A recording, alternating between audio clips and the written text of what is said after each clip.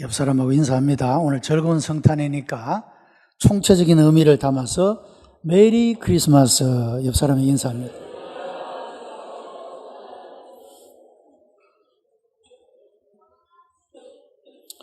성경 속에는 많은 기적들이 기록되어 있습니다. 우리가 기적이라고 부르는 것은 인간의 이성적으로 그 사건을 이해할 수 없기 때문에 기적이다. 이성적인 이해 안에서 도무지 설명될 수 없는 어떤 일들에 대해서 우리는 기적이다 이렇게 이야기를 합니다. 성경 속에 수많은 기적들이 담겨져 있는데 그 기적들 가운데 하나가 예수님께서 탄생하셨는데 동정녀에게서 탄생하셨다라고 하는 것입니다. 자, 여러분, 사람은 부정 모혈에 의해서 탄생을 합니다. 그런데 남자를 알지 못하는 여자가 아이를 탄생했다라고 하는 것은 생물학적으로, 이성적으로, 과학적으로 도무지 이것은 용납할 수 없고 이해할 수 없고 받아들일 수 없는 그런 일이라고 하는 겁니다. 그런데 성경은 하나님의 말씀이고 이것은 거짓됨이 없는 진실한 말씀입니다. 그렇다면 예수님이 성령으로 잉태가 되고 동정녀인 마리아에게서 탄생했다는 것이 우리가 진리이라고 우리가 받아들인다면 이것이 인간의 이성으로 이해할 수 없는 그런 사실이지만 이것을 우리가 믿음으로 받아들이고 믿어야 된다고 하는 겁니다. 자, 그런데 성경의 이런 기적들은요, 인간의 지식이 발전하고 과학이 발전함으로써 하나하나씩 그 기적이 이해할 수 있는 것으로 다가오는 것을 보게 됩니다. 여러분, 내셔널 지오그래피라고 하는 프로그램이 있죠. 이 내셔널 지오그래피에서 작년에 이런 내용을 가지고 방송을 했습니다. 뭐냐면 예수 성령 잉태 DNA 조사 입증 이런 제목입니다. 그 예수님이 성령으로 잉태된 것에 대해서 DNA를 분석한 결과 입증이 되었다는 겁니다. 자, 여러분, 과학에서 과학적 입증이다라고 말할 때는 이것이 뭐냐 한 번 실험을 해서 어떤 결과가 나왔다고 해서 과학적 입증이다 이렇게 말하지 않습니다. 반복해서 한 번 하고 두 번 하고 세 번 하고 더 이상 의문의 여지가 없는 그런 절차를 거쳐서 입증되어지게 될 때 그때 과학적 입증이다 이렇게 발표를 하게 되는 겁니다. 자, 그러니까 예수님이 성령으로 잉태된 것이 과학적으로 입증이 되었다 이 말씀이에요. 여러분, 예수께서 십자가의 죽음을 죽으신 이후에 세마포로 그 시신을 쌌죠. 유대인들의 장례 방식입니다.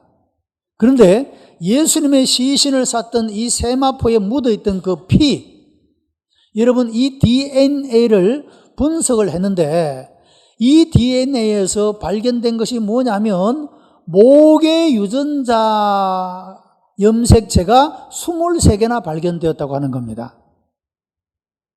그런데 북의 염색체는 하나도 발견되지 않았다는 겁니다. 이것은 무엇을 말하냐면 예수님이 남자에 의해서 잉태된 존재가 아니라 성령에 의해서 잉태된 것이라는 것을 입증하는 사실이 된다 그 말씀이에요. 모든 사람들은 북의 염색체와 목의 염색체가 결합을 해서 한 생명이 태어납니다. 그렇죠? 우리 중에 아무도 이런 절차를 거치지 않는 사람은 아무도 없어요. 다 그런 과정을 거쳐서 태어난 거죠. 그런데 예수님은 북의 염색체가 없어요. 목의 염색체만 발견되었다는 거예요. 이것은 무엇을 말하냐면 예수님이 탄생할 때 남자에 의해서 잉태된 것이 아니라 성령에 의해서 잉태되었다는 것을 보여주는 그런 결과라고 하는 겁니다.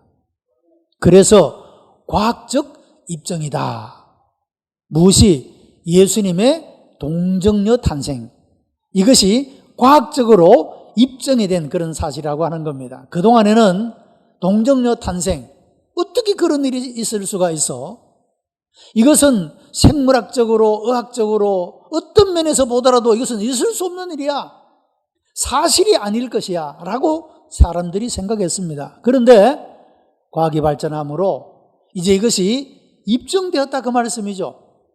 우리가 성경 속에서 기록되고 있는 많은 이적이라고 하는 것들도 여러분 아마도 어쩌면 우리 인간의 지식이, 과학이 더 발전하게 되면 이 모든 것들이 아마도 어쩌면 과학적 입증이라고 그렇게 발표하게 될지도 모른다고 하는 겁니다. 예수님은 동정녀인 마리아에 의해서 성령으로 잉태가 되어 탄생하셨다라고 말합니다. 여러분, 달력의 시작은 예수 그리스도의 탄생을 기점으로 하고 있습니다. 지금 2016년도 12월 25일입니다. 어디로부터 2016년이냐? 예수 그리스도의 탄생의 기점으로 지금 2016년이 되었다. 그렇게 말합니다. AD 2016년 안노 도미니라고 하는 라틴어입니다. 여러분 기원전을 BC라고 하죠. Before Christ. 예수 이전을 기원전이라고 하고 예수께서 탄생하신 이후를 기원 후. 그 기원의 중심에 누가 있느냐? 예수 그리스도의 탄생이 있다는 것입니다. 여러분 그래서 예수님의 성탄은 세계인들의 명절이 되고 있는 것입니다. 세계에서 가장 많은 사람들이 기뻐하고 즐거워하고 축하하는 절기가 바로 예수님의 성탄, 바로 이 성탄이라고 하는 것입니다. 자, 그러면 이 예수님의 성탄은 어느 날 우연히 갑작스럽게 예수님이 탄생하신 것이 아니라 이 예수님의 탄생에 대해서는 구약 성경에서 많은 선지자들에 의해서 예언된 대로 예수께서 탄생하셨다고 하는 겁니다. 캐논 헤이그라고 하는 사람이 이런 말을 했습니다. 누가 500년 전에 셰익스피어가 탄생할 것이라고 예언을 했는가? 누가 250년 전에 나폴레옹이 탄생할 것이라고 예언했는가? 그러나 성경은 예수 그리스도의 탄생을 구약시대에 선지자들을 통하여서 이 예수 그리스도의 탄생의 사실을 예언했고 그 예언대로 예수께서 이 세상에 탄생하셨다라고 이야기를 하고 있습니다. 자, 여러분, 예수님의 탄생은 이와 같이 성경의 예언대로 이 세상에 오신 것이다 라고 말할 수가 있습니다. 두 번째는 사도들의 증언들을 보게 되면 복음서와 이 사도들의 서신을 통하여 예수님께서 왜 이 세상에 오셨는가를 명백하게 밝혀주고 있습니다. 그것은 죄인을 구원하시고 복 주시려고 이 세상에 오셨다라고 말씀을 하고 있습니다. 여러분, 인류의 역사가 시작된 이래로 인간이 가지고 있는 최대의 문제는 하나님 앞에서 죄의 문제입니다.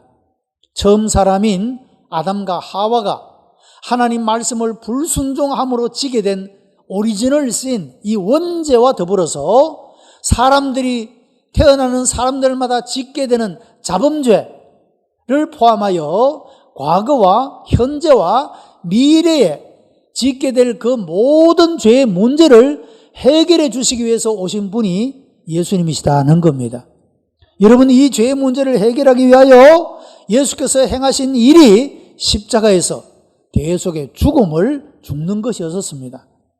예수님의 십자가의 죽음은 무의미한 억울한 그런 죽음이 아니라 우리의 죄를 속량하기 위한 대속하기 위한 그런 죽음이었다고 하는 것입니다. 이 예수님의 죽음도 성경에 예언되었습니다. 예수님의 탄생만 아니라 예수님의 죽음, 그리고 죽은 자 가운데서 3일 만에 부활하는 것, 그리고 부활하신 후에 성천하는 것, 그리고 다시 오시는 이 모든 예수님에 관한 모든 것들이 성경에 예언이 되어졌고, 지금까지 역사 속에서 그 예언들은 이루어졌으며 남아있는 예언은 다시 오실 주님에 대한 예언만 남아있다라고 하는 겁니다.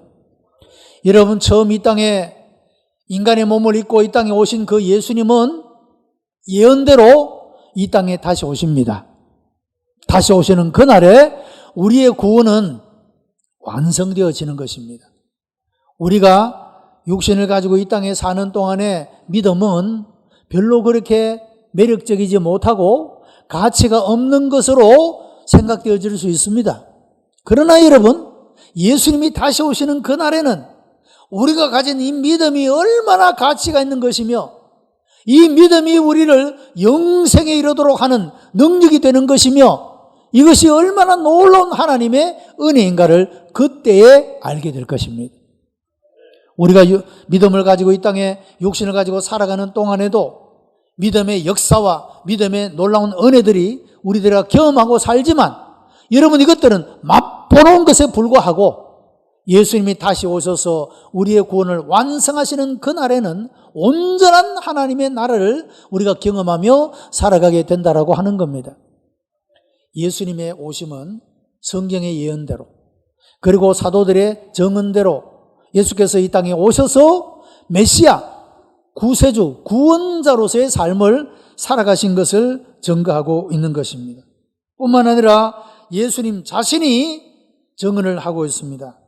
나는 섬김을 받으려 함이 아니라 도리어 섬기려 하고 나의 목숨을 많은 사람들의 대속물로 주려고 왔다. 내가 온 것은 양으로 생명을 얻게 하고 더 풍성히 얻게 하려는 것이다. 예수님께서 자신의 친히 스스로의 증언을 통하여 예수님 자신이 이 땅에 오신 목적을 밝혀주고 있다는 것입니다. 여러분, 우리를 죄에서 구원하고 우리로 하여금 영원한 생명을 얻고 우리로 하여금 하나님의 자녀가 되어 하나님 나라에 들어가도록 하시기 위하여 그 일을 섬기기 위해서 예수께서 오셨다라고 말씀하고 있다라고 하는 것입니다. 여러분, 오늘의 본문은 이 오신 예수님을 가리켜 평강의 왕이시다 이렇게 우리들에게 증거해 주고 있습니다. 오늘 이 구약 이사야서 9장은 예수 그리스도가 어떤 분이냐, 그의 이름이 무엇이냐, 그가 하시는 일이 무엇이냐에 대해서 예언해 주고 있는 말씀이 되는데, 이 오실 예수님은 이 땅에 있는 모든 흑암을, 어두움을 물리치신다라고 말씀을 하고 있습니다. 이사야 9장 1절의 말씀을 보면 전에 고통하던 자에게 흑암이 없으리로다. 2절에는 흑암에 행하던 백성이 큰 빛을 보고 사망의 그늘질 땅에 가는 자에게 빛이 도다 라고 말했습니다. 자, 여러분, 우리가 성탄절이 되면 예쁘게 장식도 하고 불도 켭니다. 그런데 원래 성탄의 불빛은 무엇을 의미하느냐 하면 예수님이 이 세상의 빛이시다. 여러분, 그런 상징적인 의미를 담은 것이 성탄의 빛입니다. 우리가 저녁에 이 교회당에 장식하는 그 빛들도, 우리가 성탄 추리에 장식하고 있는 그 빛들도 다 그런 의미를 담고 있다는 거죠. 이 어두움 가운데 있는 세상의 사람들에게 빛으로 오신 예수님을 상징적으로 보여주는 것이다, 그 말씀이죠. 자, 여러분, 창세기 1장에 보면 하나님께서 빛을 만드시기 전에 세상의 모습이 어떠했는가에 대해서 이렇게 말합니다. 땅이 혼돈하고 공허하며 흑암이 깊게 있었다라고 말하고 있습니다. 혼돈과 공허와 흑암이 있는 세상에서 하나님께서 빛이 있어라 하매 빛이 있었다고 말하고 있는 것입니다. 여러분, 빛이 있기 전에는 무언가가 있긴 있는데 그 형상을, 모양을 볼 수가 없는 것입니다. 그러나 빛이 비치게 되므로 그 흑암 속에 있는 것들이 드러나게 되고 밝아지게 되는 그런 역사가 나타난 모습을 볼 수가 있는 것입니다. 예수님은 빛이십니다. 우리 인간의 삶 속에 경험되어지는 모든 어두운 것들을 물리치시고 쫓아내시게 하실 분이 빛이신 예수님이신 것을 우리들에게 보여주고 있다는 것입니다. 여러분, 그런 의미에서 성탄은 우리에게 즐거운 날인 것입니다. 기쁜 날인 것입니다. 우리의 삶 속에 있는 모든 어두운 것들, 슬픔들, 불안과 염려와 걱정, 혼란, 여러분이 이 모든 것들을 몰아내고 이 모든 것들을 쫓겨나게 하고 우리들에게 빛을 오신 그 주님이 탄생하신 날이기 때문이라고 하는 것입니다. 본문의 말씀 속에는 죄와 절망과 죽음의 흑암에 빠져 신음하고 살고 있던 사람들을 위해 빛을 비춰주심으로 살 길을 열어주신다. 이 빛이 누구냐? 바로 예수 그리스도, 이 땅에 구주로 오신 그분이라고 말씀하고 있다는 것입니다. 본문의 말씀을 보면 전에 고통하던 자, 흑암에 행하던 백성, 사망의 그늘진 땅, 무겁게 맨 멍에, 어깨에 채찍, 압제자의 막대기, 피 묻은 복장, 이런 말이 기록되어 있습니다. 여러분, 여기에 나열된 이 단어들은 인간을 괴롭게 만들고 힘들게 만들고 어렵게 만드는 그런 단어들이 나열되고 있다는 겁니다. 여러분, 우리가 육신을 가지고 이 땅에 살아가는 동안에 때때로 모함을 당하기도 하고 억울함을 당하기도 하고 내 잘못 때문에 어려움을 겪기도 하고, 여러분 인생에서 얼마나 많은 슬픔과 괴로움과 고통과 무거운 짐들이 있지 않습니까? 예수님은 이 모든 것들로부터, 압제로부터 우리를 해방시켜 주시는 분, 이 모든 어둠으로부터 우리를 자유케 해 주시는 분, 그런 분이라고 성경이 우리들에게 말씀해 주고 있다라고 하는 것입니다. 여러분, 이런 성탄의 은총이 여러분의 삶 속에 가득하게 되기를 주님의 이름으로 축복합니다. 두 번째는 이 성탄, 이 땅에 오신 예수님은 우리들에게 기쁨을 주시는 분이시다라고 말합니다. 이사야 9장 3절에 보면 그 즐거움을 더하게 하시며 즐거움과 탈취물을 나누며 즐거움같이 즐거워하오니 라고 말합니다. 이 본문의 한 구절에 즐겁다는 말이 4번이나 반복되어 나타나는 것을 발견하게 됩니다. 여러분, 웃을 일도 없고 웃을 수도 없는 그런 고단하고 괴롭고 힘든 삶을 살아가는 백성들에게 기쁨을 주셔서 기쁘게 해 주신다라고 하는 것입니다. 왜 그러냐? 예수님은 평강의 왕이시기 때문이라고 말하고 있습니다. 여러분, 세계 역사 속에 보면 평화를 만든 지도자가 있고 전쟁과 살상을 조장하고 부추기는 그런 지도자들이 있는 것을 보게 됩니다. 독일의 히틀러, 이태리의 무솔리니, 소련의 스탈린, 북한의 김일성, 회교 과격파 빈 라덴, 여러분, 이런 사람들은 아주 전쟁을 조장하고 갈등을 부추기고 사람들에게 절망과 고통을 더하여 주는 그런 지도자들이었습니다. 그러나 이 땅에 진정한 평화를 가져오는 지도자는, 그 왕은 예수님이라고 성경이 말씀해 주고 있다는 겁니다. 왜냐하면 여러분, 사람들은 인간이기 때문에 내가 아무리 바르게 하고 싶고 내가 깨끗하게 살고 싶고, 여러분 그렇더라도 나 혼자는 어떻게 하면 어느 정도 가능할 수 있을지 몰라도 내가 어떤 조직 속에 들어가게 되면 주변에 욕심 많은 사람들 때문에 나 혼자 깨끗하게 살 수가 없는 것이 인간의 삶입니다. 라인홀드 니버라고 하는 사람이 도덕적 인간과 비도덕적인 사회라는 책을 썼습니다. 제목이 시사하는 바가 뭐냐 하면, 사람이 한 사람 한 사람을 놓고 보면 다 괜찮은 사람이에요. 다 도덕적으로 윤리적으로 다 괜찮은 사람이에요. 그런데 이 사람이 어떤 조직 속에, 사회 속에 들어가게 되면 그 욕심들이 서로 도미노 현상을 일으키고 시너지 효과를 일으켜서 말이죠. 그 욕심에 파묻혀서 그 깨끗한 한 사람을 놓고 보면 괜찮은 사람들이 그 조직 속에, 그 사회 속에서 더럽혀지게 되고 비도덕적인 그런 결과를 낳게 되는 그 사실을 말하고 있다는 것이죠. 이런 인간들에 의해서는 결코 하나님이 기뻐하시고 원하시는 이런 평강의 나라를 세울 수가 없다는 겁니다. 누가 세울 수 있느냐? 평강의 왕으로 오신 예수 그리스도만이 세울 수 있다고 말하고 있습니다. 여러분, 그래서 인간이 통치하는 나라에는 진정한 평화가 없습니다. 우리가 이렇게 살 수밖에 없어요. 갈등 속에서, 다툼 속에서, 어렵고 힘든 속에서 그렇게 살아갈 수밖에 없어요.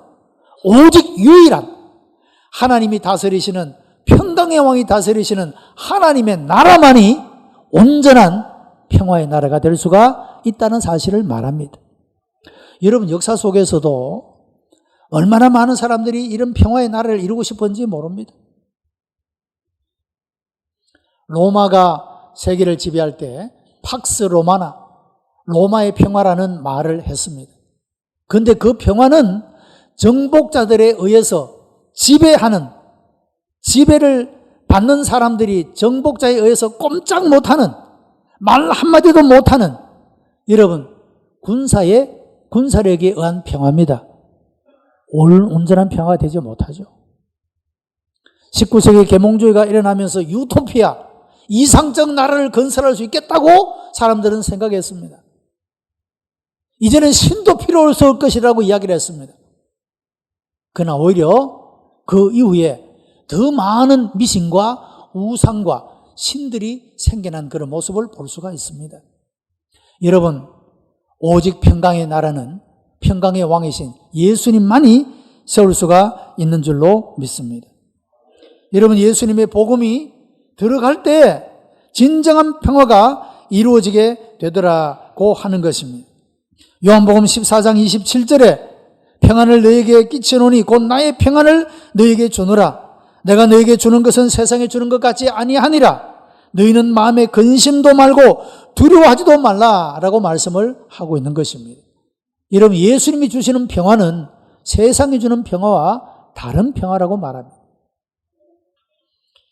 예수 믿는 사람들이 간증을 할 때 보면 예수 믿고 달라진 게 뭐가 있습니까? 이렇게 물으면 모든 사람들이 대답하는 공통점 가운데 하나는 편해졌다는 겁니다. 마음이 평안해졌다는 겁니다. 예수 믿기 전에는 잠도 잘 못 자고 불안과 근심과 초조함과 걱정이 늘 있었는데 예수 믿고 나서는 어느 날 이것이 어느새 사라지고 없더라는 겁니다. 마음이 평안하다는 겁니다. 여러분, 그렇죠? 어둠이라고 하는 것은 빛이 들어오면 어둠은 소리 없이 사라지게 되는 거예요. 예수님의 내 마음에, 예수님의 복음이 내 마음에 들어오게 되면 내 마음의 걱정, 불안, 염려, 근심은 사라지게 되는 겁니다.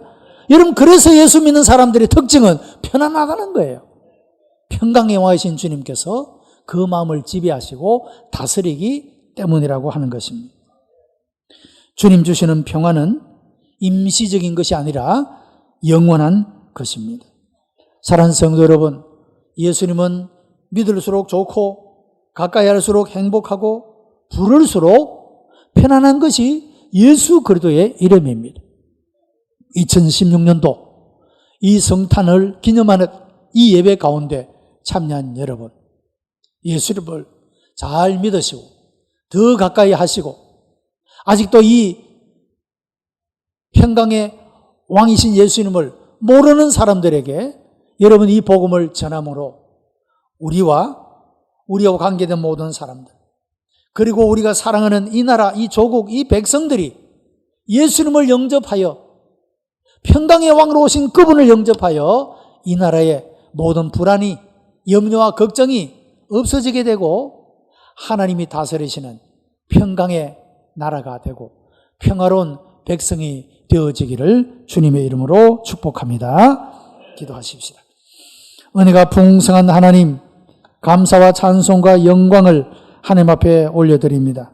우리를 사랑하시어 하나님의 자녀 삼으시고 이 믿음의 길을 걸어가도록 인도하신 아버지 앞에 감사드립니다. 평강의 왕으로 오신 주께서 우리를 다스려 주시어 우리 마음의 걱정, 염려, 근심, 불안 이 모든 것들 빛으로 오신 주님이 함께 하심으로 사라지게 하시고 자유와 기쁨과 의미로 충만한 삶을 살아가도록 은총을 베풀어 주옵소서.